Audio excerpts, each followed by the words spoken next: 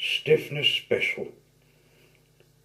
Survey tried ever hard, but I couldn't work properly, and they put me on a setting. I stayed there for days and days. Other engines were there too. I was afraid. I'd been frightened too, said Edward. But then some workmen came. They mended me and even gave me a coat of paint. I couldn't understand it till a driver came. He was ever pleased.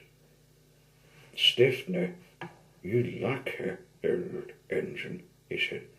You've been saved. The Bluebell Railways bought you.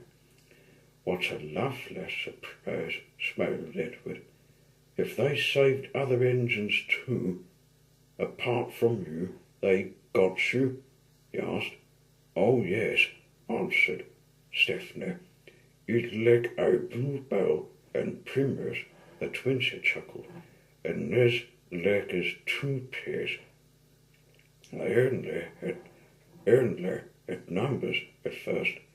Bluebell is 322 and Primrose is 27. They were very pleased when our controller gave them names. Some say he was wrong to do it. It certainly made them conquer, but they worked hard. They think our controller was right. All engines ought to have names. Yes, agreed Edward. It's most important. That's why, Stephanie continued, we've given names to 488 and 2650, but our controller doesn't know. It's a secret. I'll tell him, will you? Of course not, smiled Edward. They are both very pleased about it. Now they feel part of the family. We call 488 Adams after his designer. You know, is a lovely engine, a southwestern. From Devon, he can sail away with any load. He's given comfort, who's 26.5 sober. It been pulling trucks up high, peaks in Derbyshire.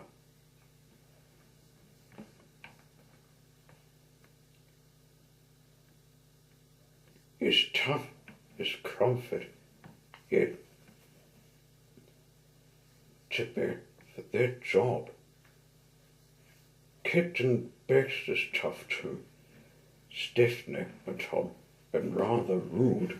But he's worked in a quarry, and you know what that does to engines, languages, and manners.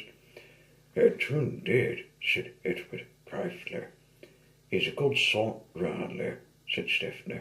I like him. We both miss our work with trucks. He paused. I oughtn't to say this, he went on, after everyone's been so kind. But our line is ever short, and they never get any good runs now. I miss them dreadfully. Never mind, smiled Edward.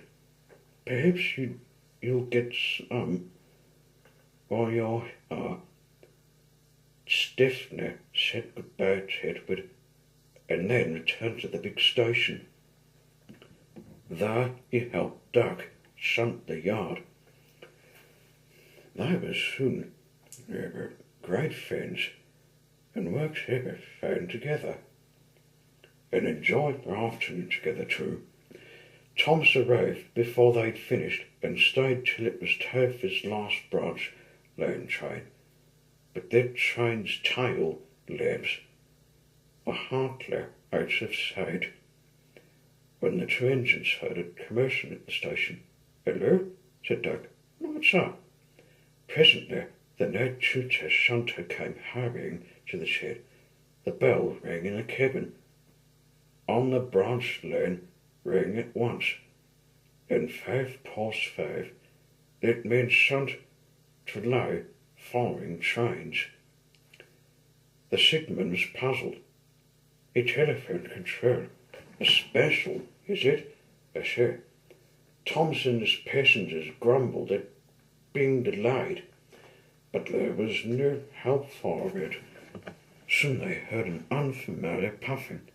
Express headlamps swayed and twinkled, and Stephanie, hauling one coach, loomed in the station lights. He slowed to exchange tablets, whistled a greeting, gathered spirits, slipped away into the night. "Well, bust me boiler," said Thomas the tank engine. "Shunted," fumed Thomas next morning, "on their own branch line. It's a disgrace." "I'm sorry," said Stephanie. "It was a special," he explained. "Why?" "An important passenger came after you'd gone.